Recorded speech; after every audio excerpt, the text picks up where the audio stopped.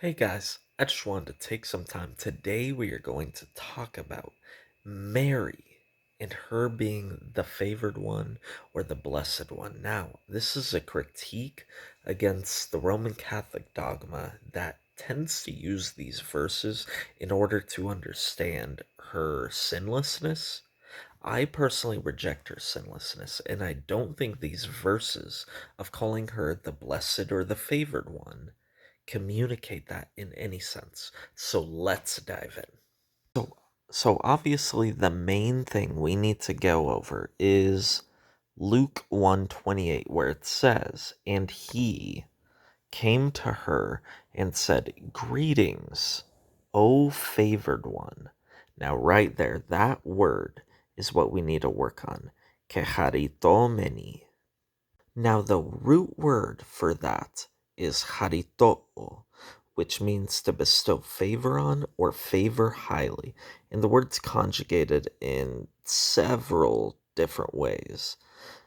What is very important on is that this most often means that they are either the bestower in the active sense or the bestowee in the passive sense. Now, this verb specifically is in the perfect passive, meaning that Mary is the bestowee of God's grace.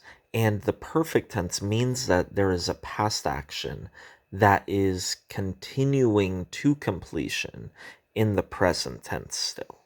So, God is still favoring this person and has begun that process of favoring them or gracing them or bestowing blessedness upon them in the past.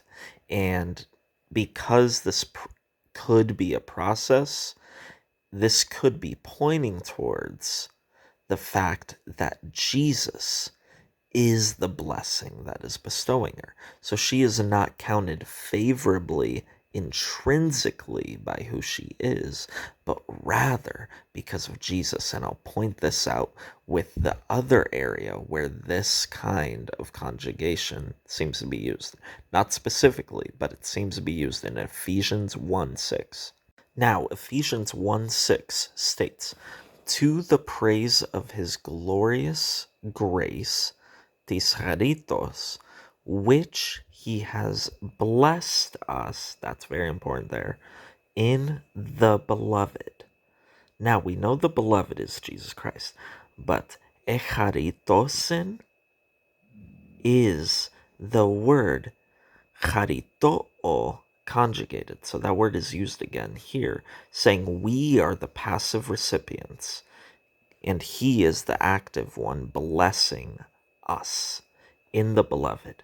It is Jesus who makes us blessed, who counts us as favored ones. I would argue that Mary is counted as favored and blessed, not because of who she is, but because of the one whom she would be bearing as an instrument for God's divine purposes. So now we turn to Luke chapter 1, verse 42. "And she exclaimed with a loud cry, 'Blessed, Evlogimeni, are you among women, and blessed, Evlogimenos, is the fruit of your womb.'" Now, Evlogimeni means to be counted as, recognized as, or called blessed, or called favored, to be praised. It does not necessarily communicate the intrinsic state of the person, but to be recognized as such. So, Elizabeth is a saying, you are favored, you are blessed. And I would say this recognition of favoring or blessing is because of the blessing that is the fruit of her womb, Jesus Christ. And it's very important that this being called blessed here is different than what we saw earlier in harito'o. You can see it more clearly here in the root evlogeo, which means to speak well of, usually in a religious context, to bless, thank, invoke a benediction upon, in prosperance, blessing, and praise. That is what it is. It is not talking about an intrinsic state of being sinless. And in chapter 1, verse 48, where it says, "For behold, from now on all generations will call me blessed," Machariosin is very important. It is another term of blessedness.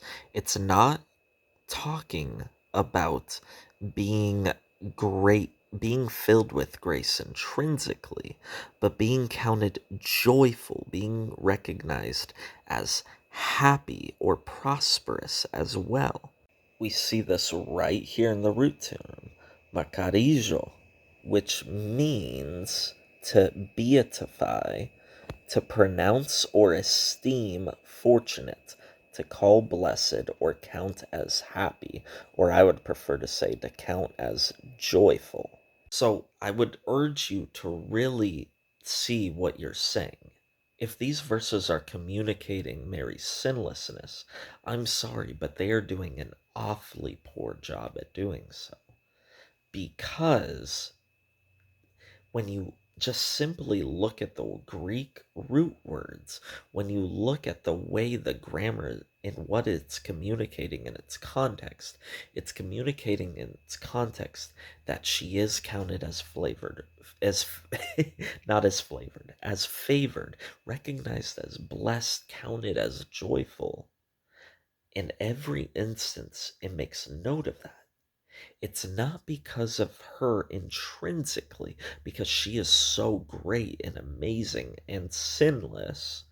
It's because she has been counted worthy to be the bearer, the Theotokos, for just that, for God in Jesus Christ, the Son of God, come in human flesh. That is the source of the blessing, meaning it is extrinsic of her, not intrinsically attributed to her. So Mary does not need to be sinless according to these verses, because her being recognized as favored and graced, is not based on her own merits, her own self, but on Jesus Christ, but on God's plan to use her as an instrument to bring Jesus Christ. Amen. Guys, if you guys agree or disagree with me, I don't care. Let's talk about it in a respectful manner. Go ahead, critique back and forth with me, and let's learn together. God bless, guys.